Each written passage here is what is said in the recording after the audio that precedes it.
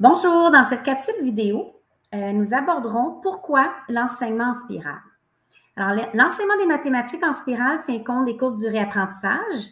Cette approche a fait ses preuves dans la recherche. C'est pourquoi la planification commune que nous proposons pour l'enseignement des mathématiques est une planification spirale dans laquelle plusieurs contenus d'apprentissage sont ciblés de différents domaines. L'apprentissage massé en bloc est de travailler beaucoup et d'un seul coup, mais avoir en tête temporairement ces notions apprises trop rapidement peut nous donner l'illusion que les élèves ont maîtrisé ces notions. Alors, qu'en est-il réellement 1 ou 2 semaines après, voire même 6 mois après? Est-ce qu'ils ont vraiment acquis ces notions? De nombreuses études ont relevé que l'apprentissage en session massée est moins efficace en matière de mémorisation à long terme que celui en session espacée. Comme vous l'avez vu, il y a 4 piliers pour apprendre et un de ces piliers est la consolidation. Si nous voulons qu'un concept soit acquis pour longtemps, il faut que notre cerveau l'intègre et la stocke dans notre mémoire à long terme. Ça, c'est l'étape de la consolidation.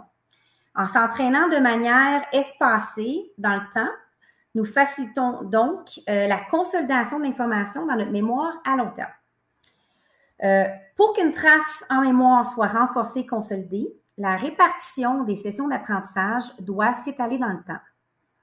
Ces périodes peuvent s'étendre sur quelques jours pour l'encodage d'informations simples. Puis en effet, certaines études montrent une meilleure mémorisation, une meilleure maîtrise des concepts lorsque les séances ont été espacées seulement sur 4 courtes sessions par rapport à une seule longue.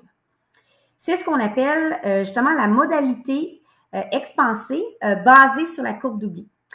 Mais ces périodes peuvent aller jusqu'à plusieurs mois ou même années pour l'encodage d'informations plus complexes. Alors, il faut donc, en tant qu'enseignant et enseignante, créer des occasions d'apprentissage dans lesquelles nous pratiquons la mémorisation active par l'interrogation actif. Donc, on demande un effort cognitif de la part de nos élèves. Et finalement, offrir la rétroaction rapidement, c'est super important. Et ça, surtout quand il y a des réponses erronées des questions. Il faut vraiment éviter que les élèves enregistrent ces erreurs car il devient plus difficile de défaire par la suite une stratégie erronée une fois que celle-ci est en mémoire. Pour bien comprendre la courbe de l'oubli, nous pouvons utiliser l'analogie du chemin dans la forêt. Avez-vous déjà essayé de vous frayer un chemin dans une forêt dense?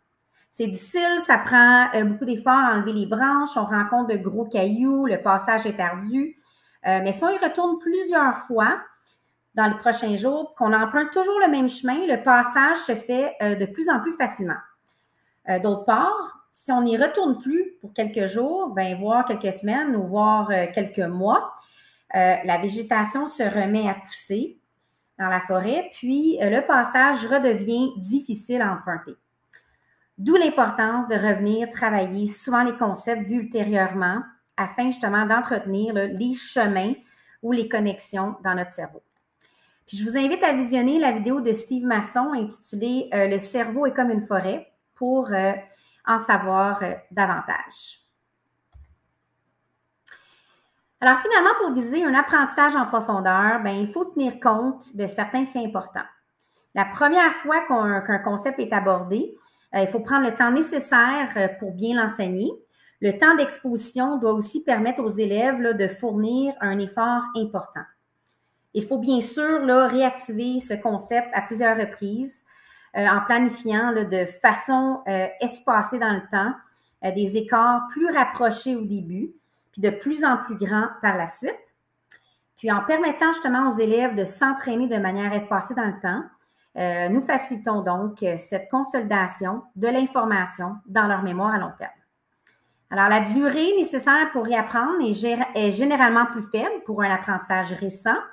C'est pourquoi, dans une évaluation formative, il faut prévoir moins de temps pour revoir avec les élèves les derniers concepts, mais plus de temps pour réactiver les premiers concepts vus au début du cycle d'apprentissage. Alors, en conclusion, respecter une régularité de révision étalée dans le temps est donc une excellente manière d'apprendre et d'oublier moins.